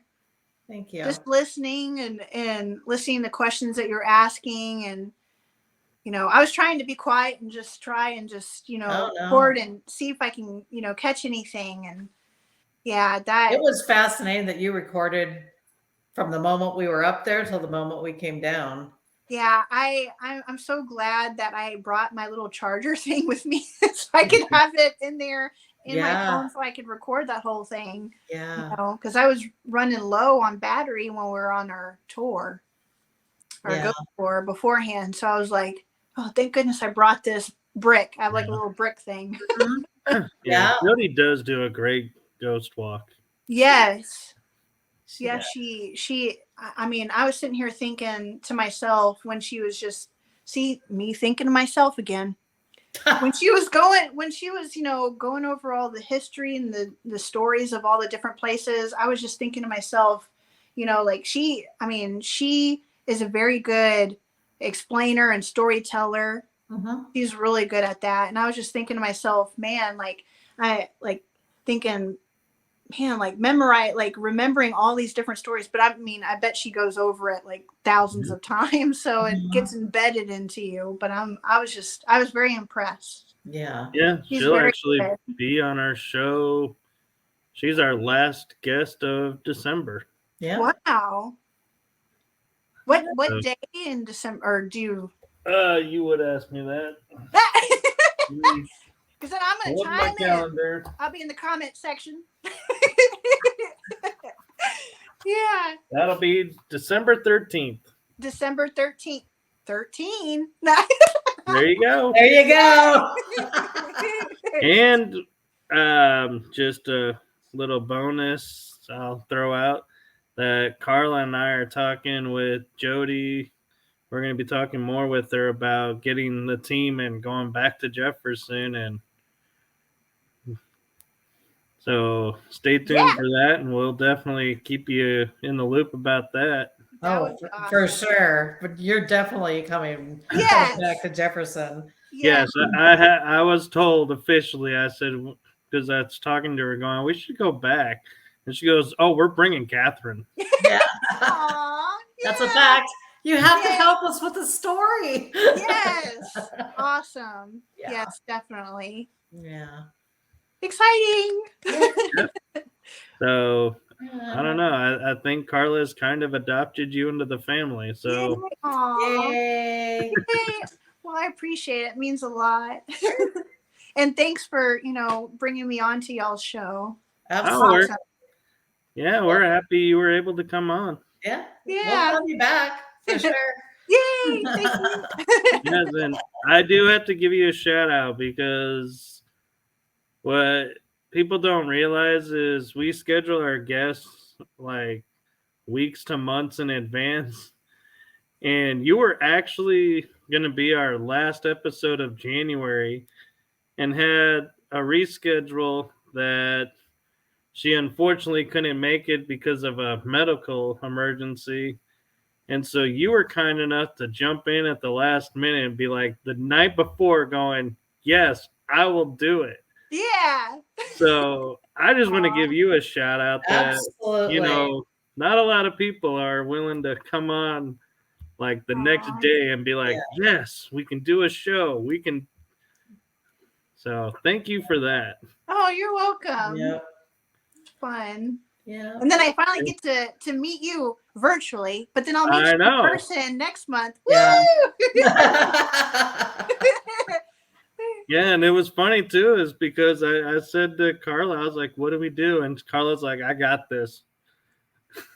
Oh, Yeah. yeah, I've because already got it we all of booked." a sudden, didn't have someone, and it's just like, hang on. Yeah. Give me 2 Yeah, seconds.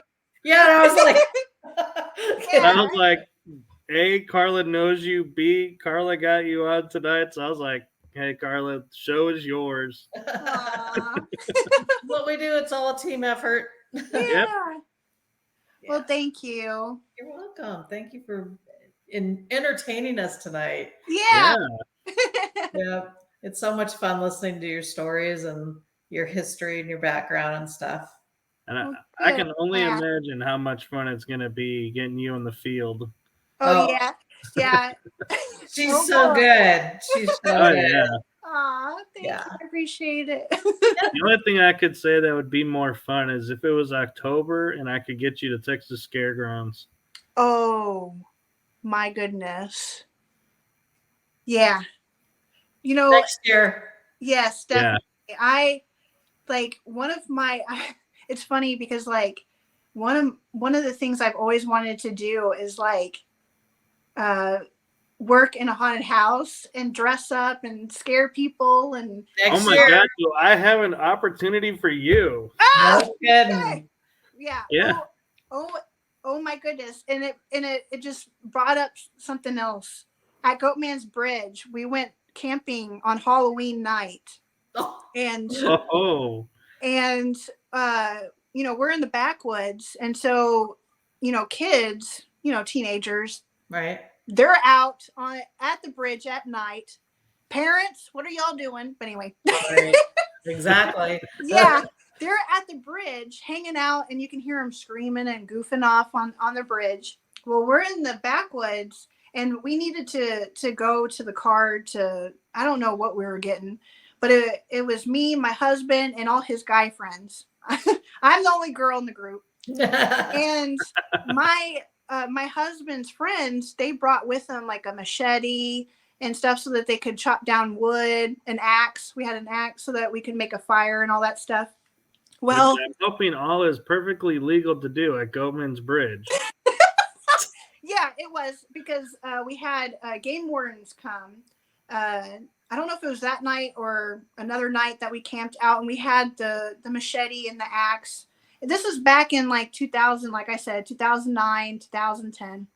And, you know, it was funny because the game wardens wanted to check our tents because they said that, I don't know if someone like around, they wanted to make sure we didn't have drugs. Mm-hmm. Yeah. And so there's a big thing around there. Yeah. So they're checking our tents, but they grabbed our machete and our axes. You know, well, they don't know who we are. They Right. probably think, you know, crazy people, you know. So they wanted to check our tents, and so they were holding on to our machetes and our axes while the other guy checked our tents. And they're just asking us questions. They asked us for our driver's license, for our ID. So we gave that to the game wardens, and they noticed that I'm the youngest in the group. I'm not 21 yet. I'm the youngest in the group. All these guys, you know, are older and stuff. And I was probably like 19 or 20 at the time. And they look at me, and, you know, they shine their flashlight in my eyes to make sure I haven't been drinking or anything, you know. And then the guy goes, "Do you feel safe with all these guys around?" If you give me that machete and my axe. Their axes. Yeah. And I'm like, "Oh yeah, you know, they're my friends, you know."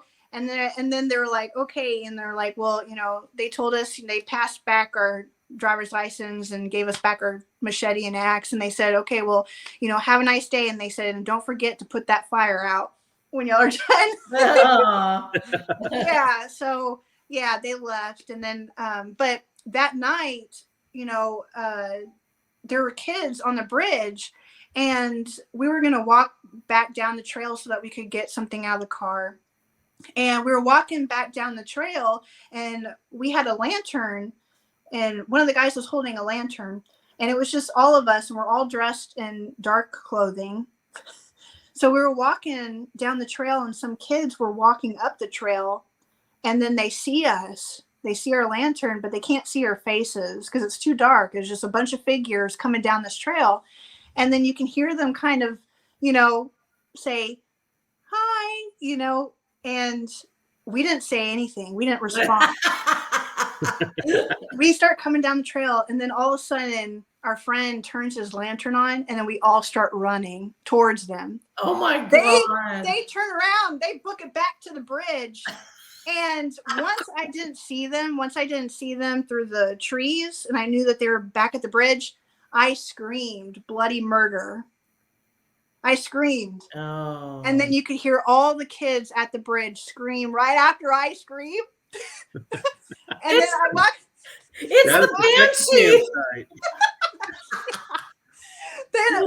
But see, don't worry. We walked to the bridge, and one of our friends picked up one of the skinniest guys of the group, scrawny guys, puts him over his shoulder, and he had the axe. So our friend was acting like he was dead. And so we were walking, and I swear that there used to be a Boy Scouts of America bench out there, but I don't see it anymore. I don't see I think it got taken away. Yeah. And so there used to be one there because it used to say troop number what such and such, and it probably got taken away because everybody spray painting that place. Yeah. It's sad. But they our friend, he's over our friend's shoulder, and so he ends up plopping our friend onto the bench. And I mean, like, he acted like a dead fish. He just plopped onto that bench really hard. And then, like, all the kids were like, are you serious? Are you serious? Freaking out. And then all of a sudden Jeremy gets up, and then he goes, no, we're just kidding. And then the kids were like, oh my gosh, can you guys scare our friends? Yeah. They probably had to go change. Yeah.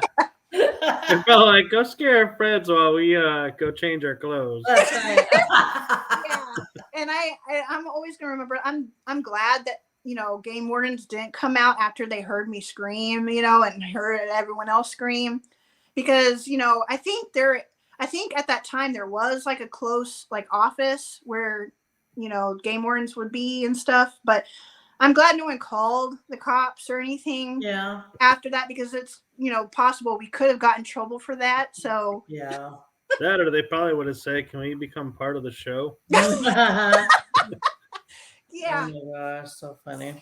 Yeah. So, but I've always been wanting to do that, dress up and and all that, and you'll get your chance. So TexasScaregrounds.com is the website. I put it in the private chat for you. Okay. They Shauna and Shane run it, and it's all volunteer actors, and it's the month of October, Friday and Saturday nights. And we have makeup artists, so you don't unless you want to do your own makeup, you can.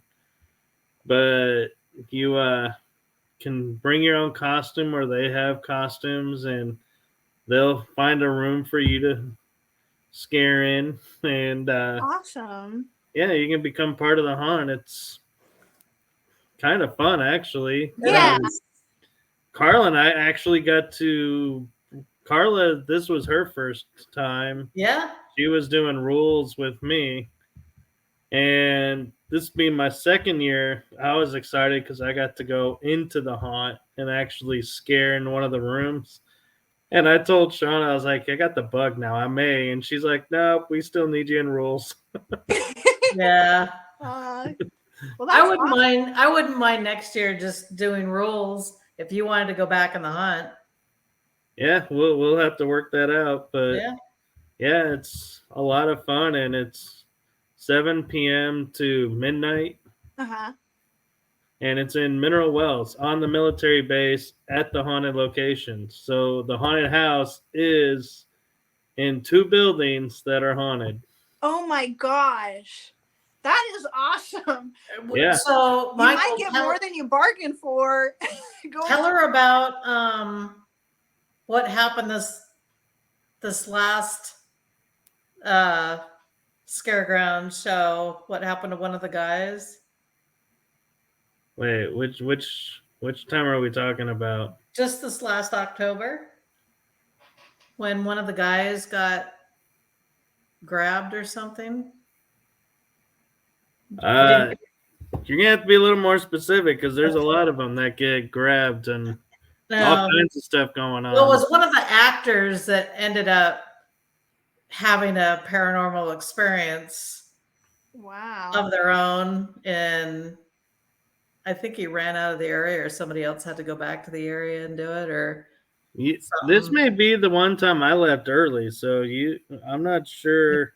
It could have been. I was there for that one. He put it in the chat that something had happened to him. Somebody had grabbed him or grabbed something, his foot or his leg or something like that. Then he's like, nope. Yeah. Yeah. So that happens a lot here. And there's one particular room. They call it the bloody bathroom. It's an actual bathroom. And there are actors that will not act in there because the doors occasionally open on their own to the stalls. And they'll start having conversations with disembodied voices. Wow. And so, yeah, there's a lot of times they'll come up to me because they know I'm a paranormal investigator, like, oh my God, this just happened to me. And I'm like, oh, tell me more. Where? When? You know, like, tell me more. Wow.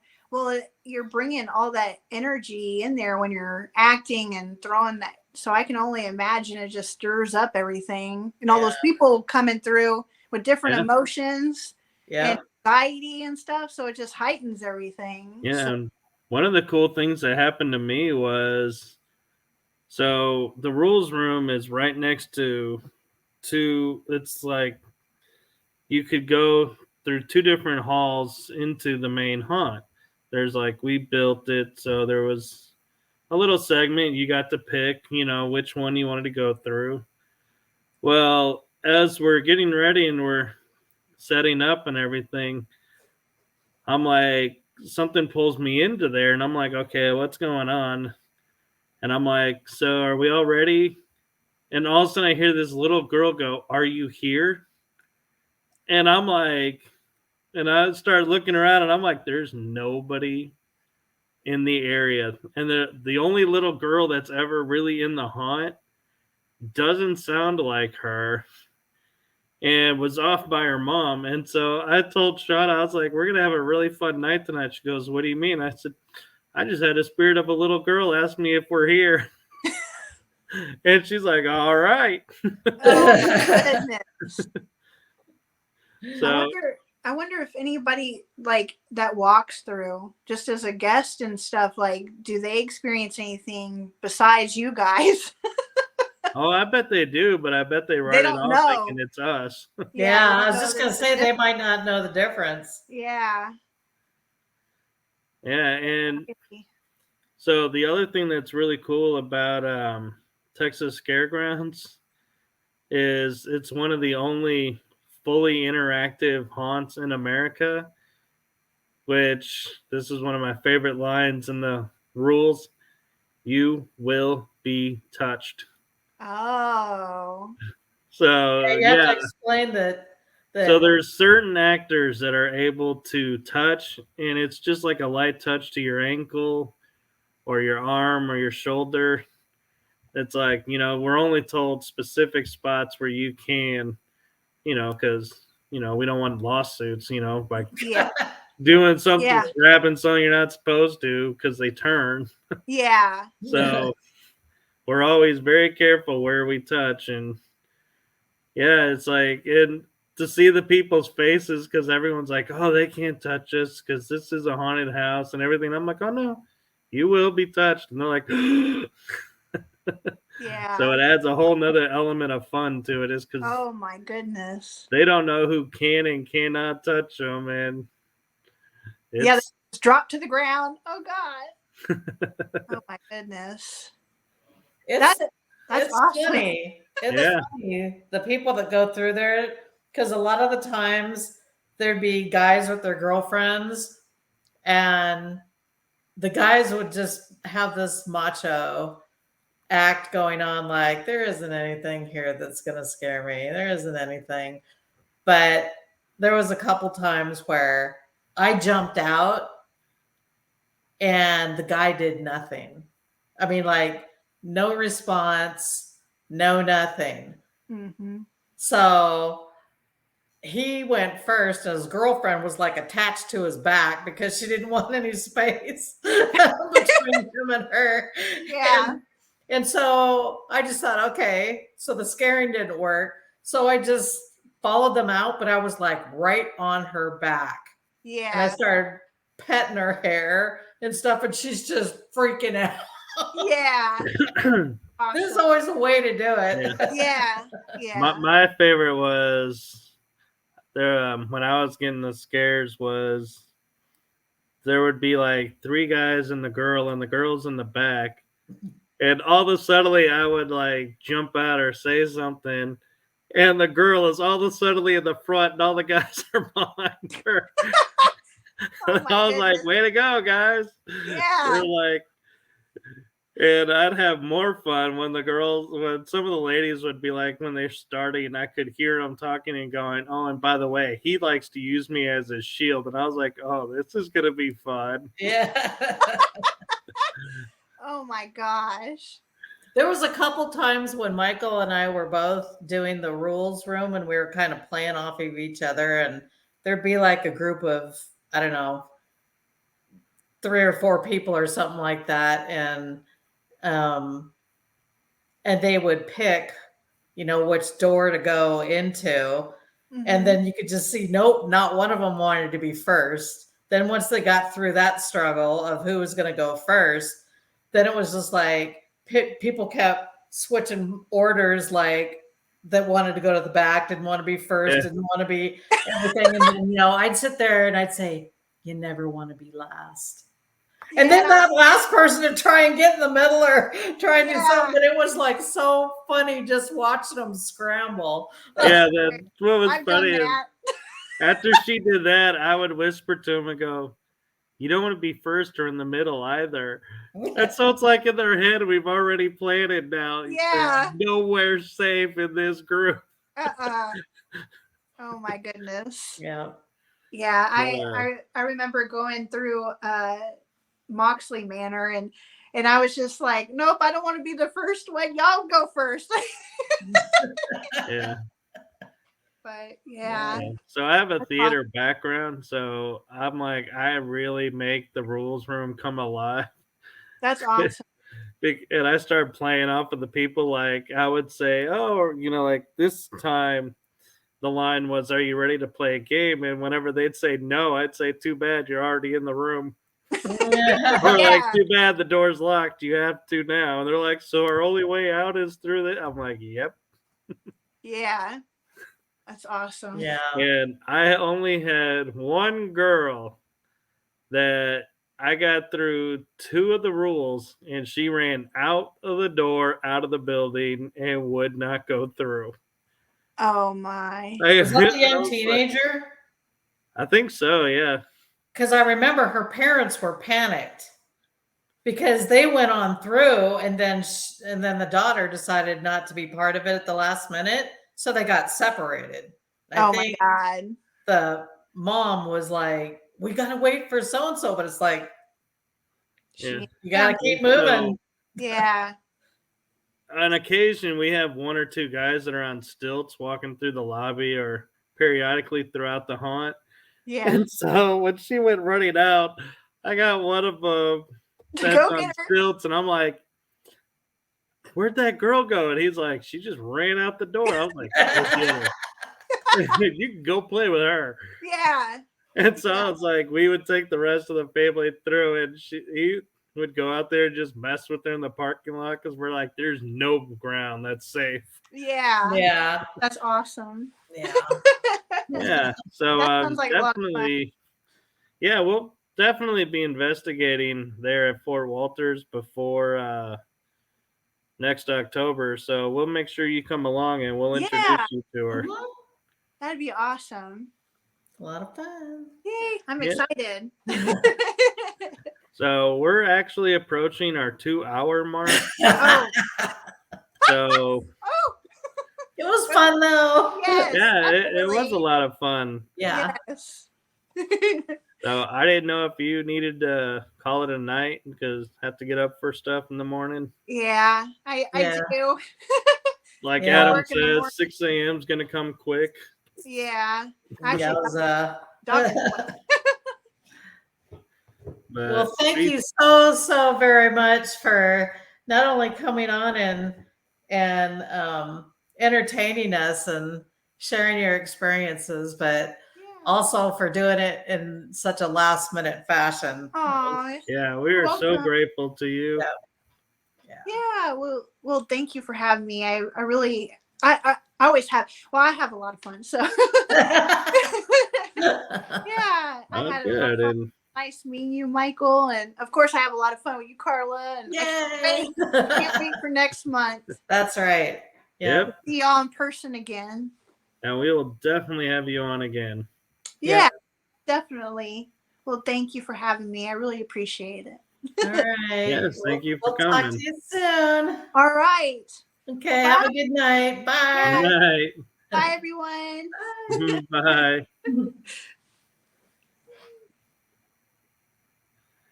Okay, I got her in backstage. Okay. But so to wrap it up, we are next week's show. You might be coming in. Yeah, I'll try and pop on. It'll be on my phone, but I'll try and pop on. Yeah, what are we doing next week? I don't have my paperwork here. Broken Bow. Oh, is it? It is. Right on. We are going to be doing a show all about Broken Bow, Oklahoma, and we'll have the team that investigated with us, some of their members on, and we will be all about our experiences from that show. So you'll definitely want to catch that one. It'll be exciting. There's all kinds of stuff happening there. Yep. Hello, Northwest Paranormal Research. You got us just as we're ending the show. So thank you for coming on. We appreciate it though. Hope you enjoy the replay. Yeah. So, all right. Well, everybody have a good week, and we'll catch you next week. Thank you again for tuning in. Have a good one, night. everyone. Good night, everyone.